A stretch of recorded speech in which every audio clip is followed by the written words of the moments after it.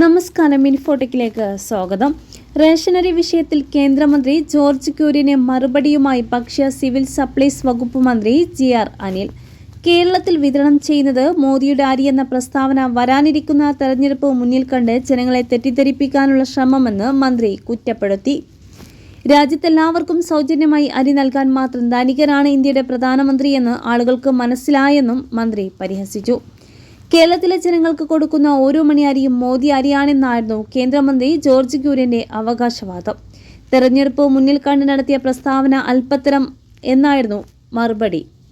Indian ഭരണഘടനാ പ്രകാരം പ്രവർത്തിക്കുന്ന പാർലമെന്റ് പാസാക്കിയ 2013 ഭക്ഷ്യ ഭദ്രതാ നിയമപ്രകാരം ജനങ്ങൾക്ക് സൗജന്യമായി നൽകുന്നതാണ് റേഷൻ. ഇന്ത്യയിലെ കർഷകർ ഉൽപ്പാദിപ്പിക്കുന്ന ധാന്യം സംഭരിച്ച് പൊതുവിതരണ സമ്പ്രദായത്തിലൂടെ കൊടുക്കുന്നു. അതവരുടെ അവകാശമാണ്. ഒരു ഭരണാധികാരിയുടെയും വ്യക്തിപരമായ ഔദാര്യമല്ലെന്ന് മന്ത്രി പറഞ്ഞു. എന്നാൽ അധികമായി അരി നൽകുന്ന കാര്യത്തിൽ നിർദ്ദയമായ സമീപനമാണ് കേന്ദ്രം കേരളത്തോട് കാണിക്കുന്നതെന്നും മന്ത്രി കുറ്റപ്പെടുത്തി. 1965 കേരള ജനത ഒറ്റക്കെട്ടായി ആവശ്യപ്പെട്ട് നേടിയതാണ് സാർവത്രിക റേഷനിങ്.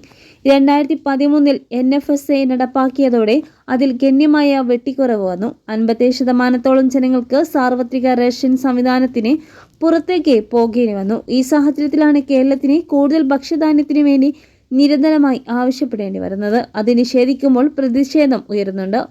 സ്വാഭാവികമാണെന്നും മന്ത്രി വ്യക്തമാക്കി.